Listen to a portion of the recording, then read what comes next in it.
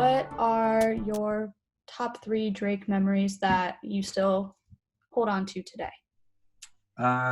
Definitely street painting. I feel like lots of students and alumni say street painting just because relays time in general is such an awesome time to be a Drake student. And even just somebody living in Des Moines, as I've discovered as an alumni and Des Moines resident, is the relays is a fun time to be in Des Moines. But street painting especially just because it's that uniquely Drake student experience, whether you get covered head to toe in paint and you're picking it out of your hair for literally months afterward, or you're just kind of like watching from the outskirts, whatever, it's still just like a super cool experience. And I feel like it's something that brings everybody together.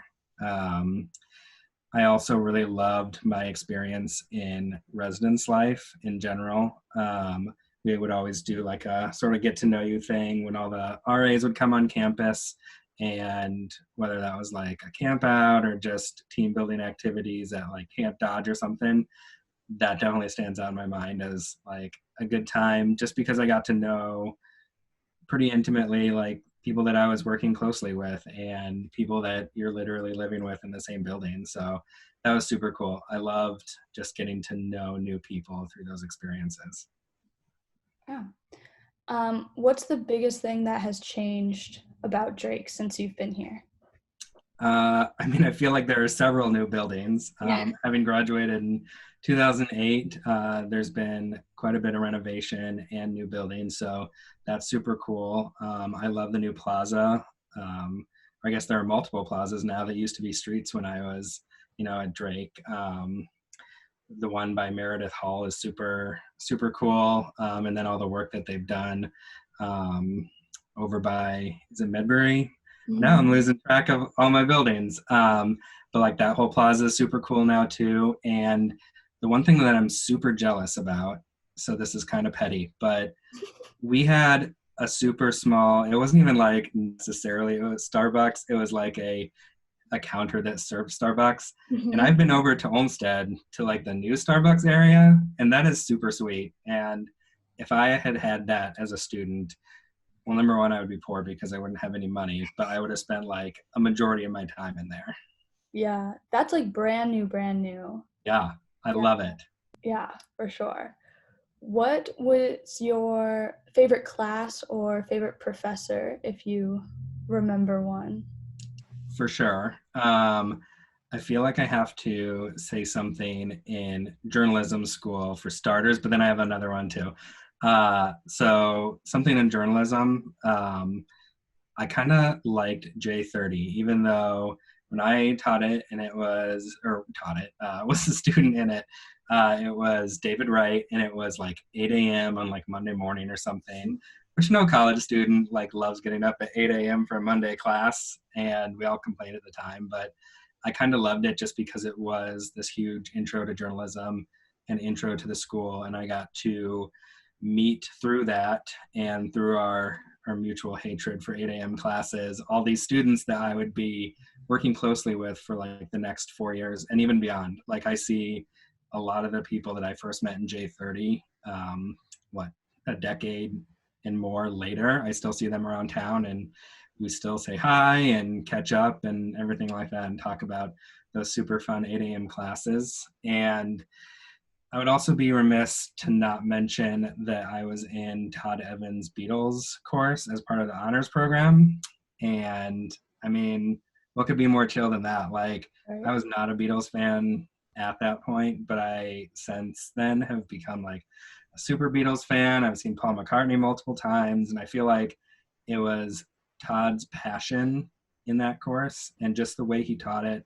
I mean, you think of it as like, oh, that's totally a blow off course, right? Like you're just listening to Beatles music and it's not, but like, I think through his passion and the way he taught the course, it made me a lifelong fan just because it was so well taught and gave me an appreciation for everything Beatles and just learning about music and the times that that music was created in. Yeah. I also took J30 on Monday and Wednesdays at 8 a.m. Yes. That is I'm still glad that they did happening. not move the time of that course. Yes. Yeah, a classic. Yes. What is your biggest piece of advice for first year students? Oh man, so many pieces of advice. I think one good one is to um, make good relationships, whether that's with professors, with your fellow students, and even relationships with the area that you are in. So many things have carried me through life. Even when I moved out to California and then moved to Wisconsin, these alumni connections, the students I had met, the professors that I had met and come to know and become friends with, helped me in so many ways, whether that was life advice, whether that was career advice, just reconnecting with my alma mater. Those are all awesome. And I don't know what I would do without those friendships and connections that I made. So I would definitely suggest, getting out there. Sometimes as an introvert, I know that I have to push my limits sometimes and get to know new people, but it's been so worth it. And I mean, like I said, even a relationship with the area that you're in, I guess this rolls into one of my other big pieces of advice is growing up, I was always like, oh, I'm going to get out of Iowa. I don't need Des Moines. Des Moines is a stop for school on the way. Like I said, I moved to California and then Wisconsin, but I eventually found my way back to Des Moines because when I was at Drake, I did push myself to go out and learn about Des Moines, learn about the Drake neighborhood, the Drake campus, but also the wider city and what it has to offer. And after going out and about, I realized how much Des Moines does have to offer as a city. If I, after work, want to be part of 5 different clubs and make a lasting impact in Des Moines on anything from helping with city parks, petitioning the city council for action. I can do that. I can be a part of professional groups, even lead those professional groups if I want. Or I can go home and just chill and watch TV too. Like some people like that. But you can have an impact if you want. And Des Moines is the right size city to do almost anything. I mean, me and another alumni, Annalise Tandeski, started a business more than a year ago, which if I was living in a bigger city, I don't know if I would have the guts to do. But now we ended our first year in the black, made some revenue, and have a successful business. And I feel like Des Moines, the relationships I built here, really helped make that happen. So I would just encourage students to seek out opportunities and seek out relationships wherever you can. Sometimes it can be nerve-wracking, but just push yourself to do it. Yeah. Sort of going along with that, how do you think students can make the most of their time given we do have a current pandemic going on? Yeah, I mean, as I've just seen tonight too with the technology, I don't like to think of myself as old and disconnected from technology yet. I said I would never turn into my parents and lose track of how to use a computer, but you start to, and you guys have plowed through technology issues just tonight. And I would say that even though we're in the middle of a pandemic, I mean, use your skills and your resources uh, the most that you can to make a lasting impact. I know there are various social movements and political movements happening right now that take up most of the news coverage, natural disasters happening. And even though those can happen in Washington, D.C. or Los Angeles, California, through technology through social media, through the internet, you can still have an impact in those areas by either supporting causes that you believe in, politicians that you believe in, donating money or time or effort, or even space on social media to helping with natural disasters and stuff. Those are great ways to go about it. And even just locally too. I mean, Des Moines City Council's meets online. So many school boards meet online that you can sit in, and even Drake. I mean, there's so many things that you have the power, and the university is responsive enough to listen when you guys speak up. So I just encourage anybody to use their voice and use the platform and technology that you guys know so well to make a difference. You might not think that sending an email or a text message or making a phone call would help, but it does. I can attest to that as an alumni and having been in the world for about a decade or more now, that those type of things do make a difference. We see it as alumni. I see it through the different businesses that I've been a part of, and I would encourage people just to take that extra step. Yeah. With the making a difference, so obviously there's been a lot of calls for Drake to release COVID data, to do more for racial injustice. Um, at least in your experience with Drake, how do you feel that they've engaged with the student body, and do you have any experience relating to calling Drake to act? Um, I was trying to think if I have any personal experience with this. Um, I mean, I feel like times have changed so much. Back when I was at Drake, the most pressing thing for one of the years was this smelly grass that was in front of Olmsted. I don't know if that still exists, but it smelled horrible. And so the student activities board, this seems so like inconsequential now, but like the student activities board and student government like was petitioning the university to, get rid of the grass or change it out or whatever, just because it was so obnoxious when you walked by. But I think to a larger point, it just showed that the university was responsive to that. I know that there has been some pushback for certain things, like you mentioned, with like COVID or the Black Lives Matter movement and stuff like that. But there are plenty of professors, I see it with professors I'm friends with on Facebook, and even administration that I've talked to either in person or seen like on Facebook, that they are rooting for the success of students. They want to hear from you.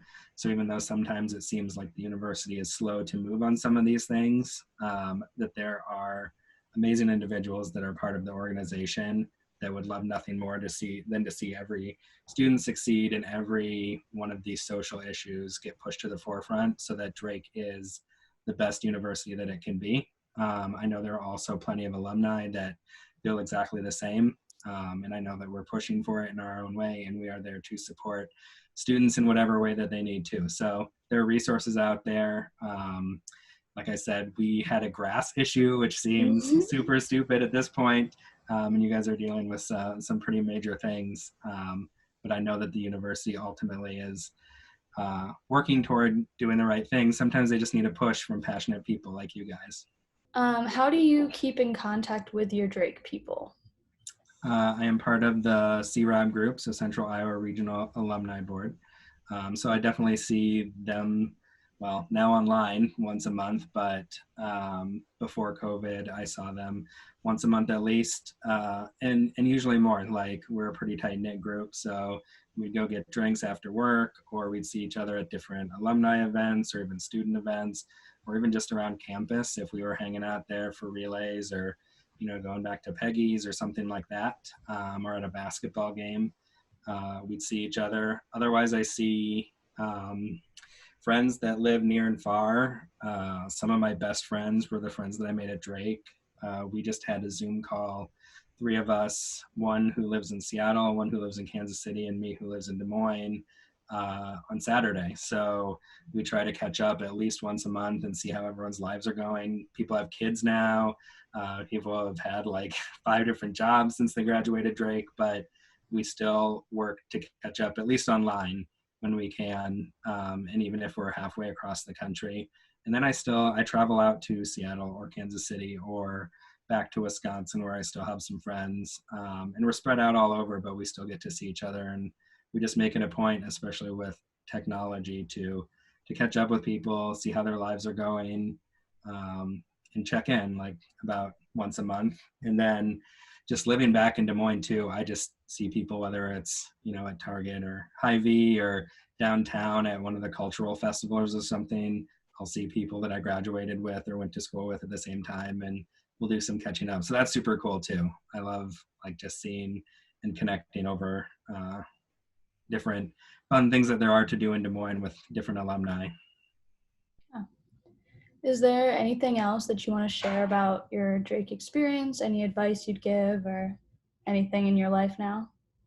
I would just say that I really appreciate my Drake experience. At the time, I think I took a lot of things for granted, but now looking back, I realize what the Drake experience gave me, both the paper degree that is hanging a few feet from my head right now, but also I made some of my best friends there that I still have in life.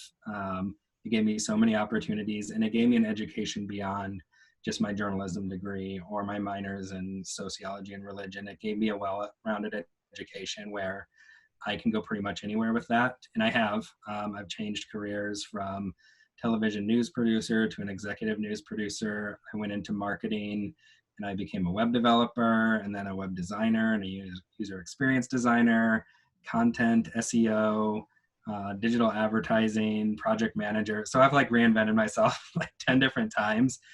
And I don't think I could have done any of that without my Drake education and the well-rounded education that it gave me, and my connections with professors and other students too, because those connections are things that I've leveraged over the last 12 years to make my life what it is, whether it's moving, seeking advice. There are several professors that I stay in contact with regularly just to be like, okay, I know you're still in the journalism school and you hate to hear that I moved into marketing, but like, what's your advice for this? And they're more than welcome and opening as far as giving me life advice on how to use my skills and my degree to succeed in life, which I love. I don't think I could say that if I went to a major state school anywhere or even a large private school where I'm just a number and not a name.